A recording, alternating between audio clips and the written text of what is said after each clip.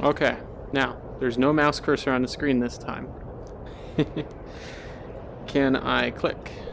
Yes, I can. Alright, guys.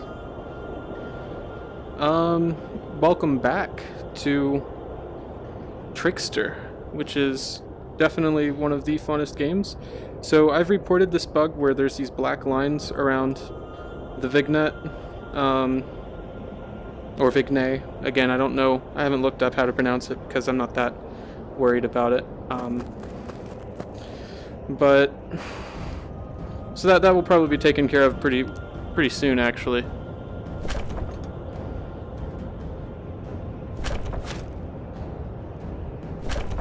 Because the developers for this game are, I don't know how many there are. It might only be one even.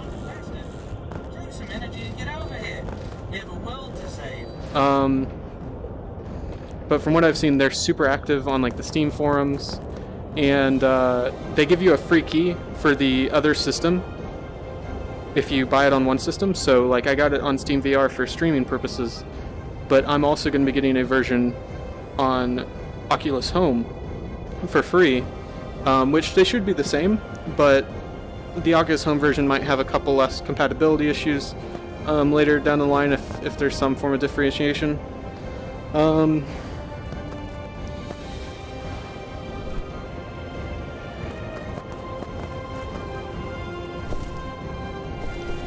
Alright. So that will be nice. The biggest thing about streaming right now in VR is being able to see the Twitch chat, which there's quite a few things where you can like turn over your controller and see the Twitch chat, and those look pretty cool. Definitely things that I'm considering, but they're all for Steam VR, so I made sure to get any game that's on both platforms I'm getting in Steam VR for future compatibility, just in case I have like a different headset or for those purposes. So, here we go. I prefer the Highlands so far.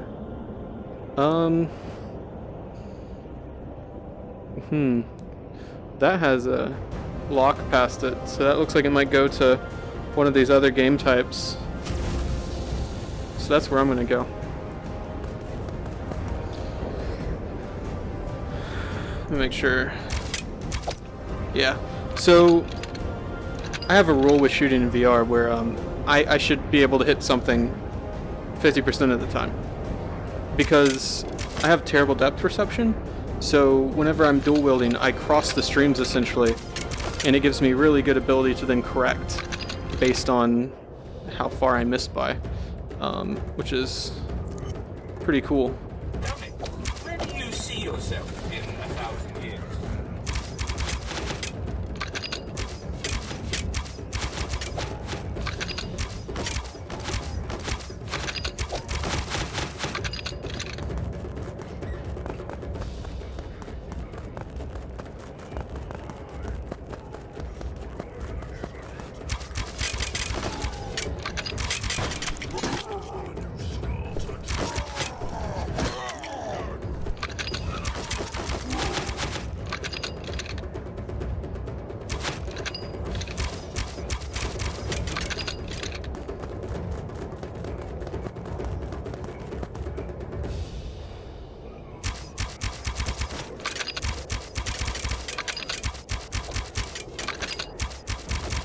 These guys are harder, so I want to try taking him out as fast as possible. Yeah.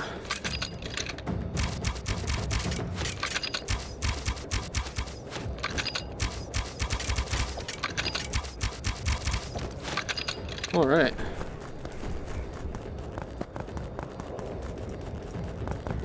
Now, you're gonna have to trust me on this one, but move closer to that red floaty thing. See those crystals sticking? Yeah, I don't really trust him. Use them for cover. Nice and simple.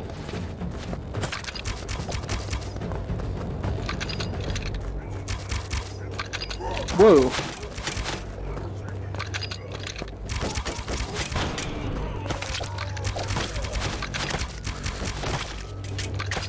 Ooh.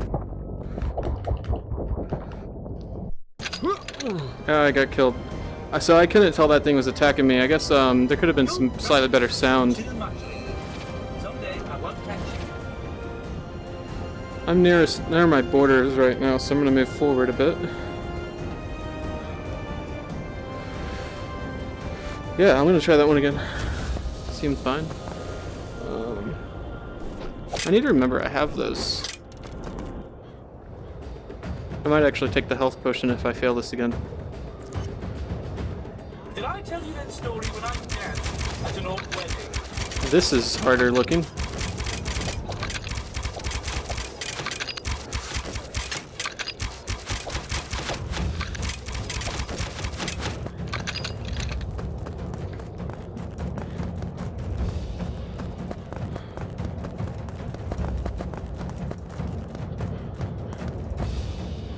Ah, so it is fully procedural.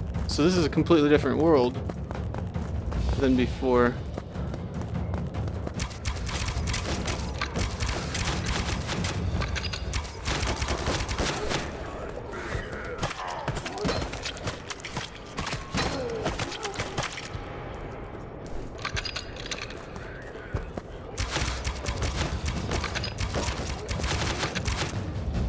Oops. Whenever you see the screen blur like this, it's because I accidentally pressed the menu button. So that's something that I would like for potentially future versions of VR to make a little bit harder to hit. I'm sure that it's as subdued as possible.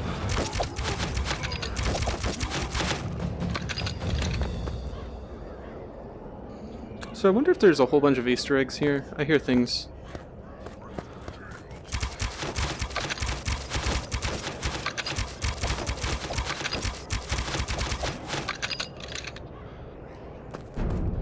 I do like that I was able to hear them from, like, perfect positional audio.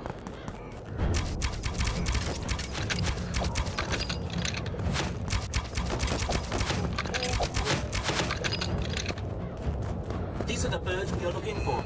They are not ordinary. Birds. Be ready for anything. Not ordinary birds. So are they going to make those crystal things?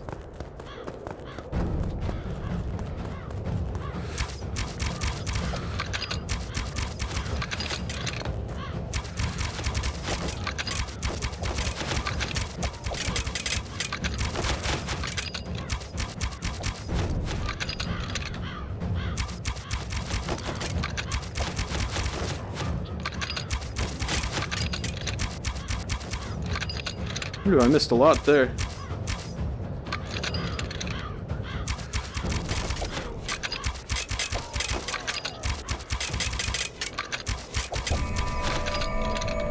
Marvelous. See that blue pillar of light? That's our way back. Good to have me around, isn't it? Where is the pillar of light? Is it on the other side of this rock? I don't see the blue pillar of light. Oh. Well, that's close. So, like, physically, I think I can walk through. I mean, I definitely can physically walk through. I like how the objects are, they seem permanent, even though I can technically go through a lot of them. I still naturally avoid them. Oh, so I have to find a way down there. And I still forget that these exist.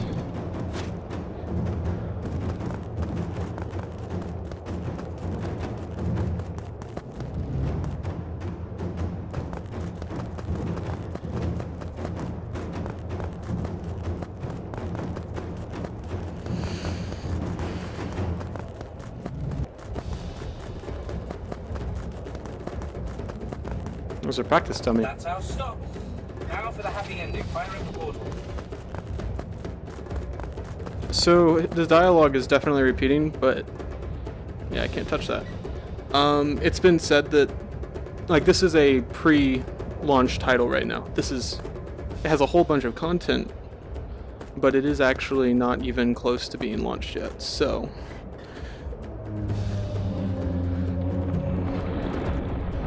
just the two in the front, alright.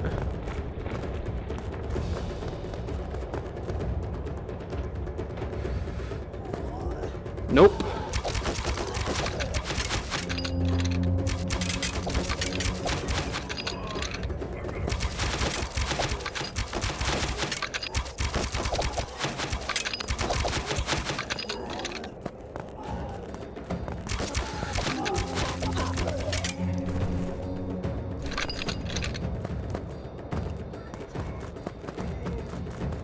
Definitely really good at being able to tell like where things. It's really sweet.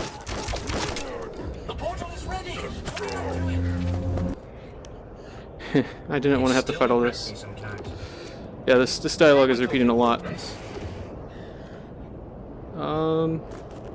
Yeah, that was Cloudy Islands.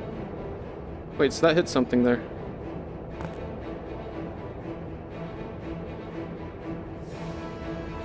I hit something at some point. Oh well. Still thinks I'm a casual because I didn't stay there for a while. Remember, keep your elbows close. So this is a new game type.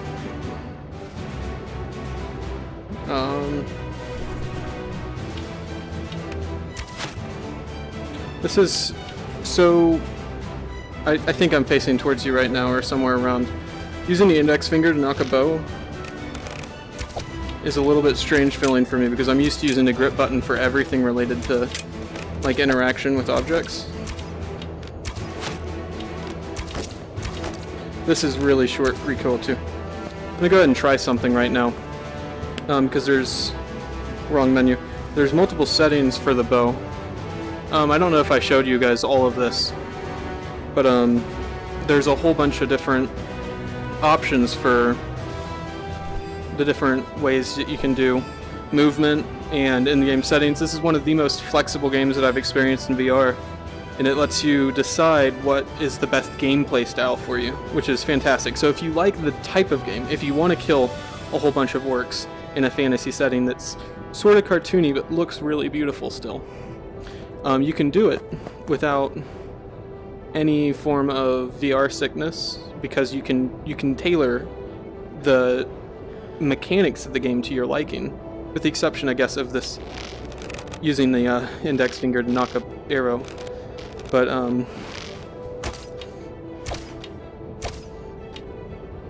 he'll probably end up adding that too.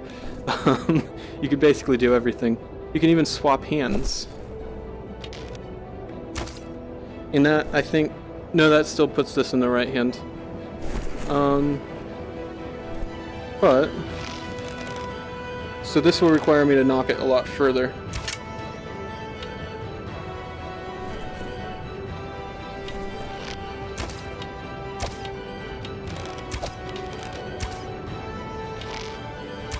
Okay.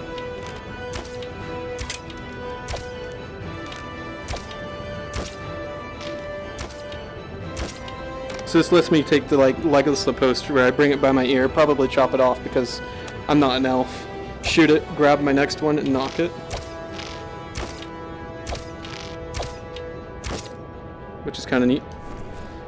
But yeah, I really like the flexibility in this game, being able to change things. So I turned off smooth turning, and so that makes it to where in order to turn, it's literally 90 degrees. I can't stand turning like this. I lose all frame of reference. Like, whenever I press the switch, I don't know which way I'm facing. I don't know that I'm that far to the right. There might be a better way to implement not smooth turning, but this is really for people who get VR sickness whenever they're doing smooth turning, which you'll get for me if I don't have the motion vignette on, which is that giant black circle. So right now I am very dizzy, and so I'm going to turn that back on before I do get sick. And again, I explained this yesterday, but I'm just going to try briefly explaining it again. I'm going to try getting in a concise explanation as possible for the future so that I can explain why there's that big black circle, so that people don't think that the game's silly for it. In real life, your mind blocks out the periphery while you're turning. Like, it becomes a giant blur. And that is really hard to implement in VR because you don't know, as a developer, how far away someone's eye is from the screen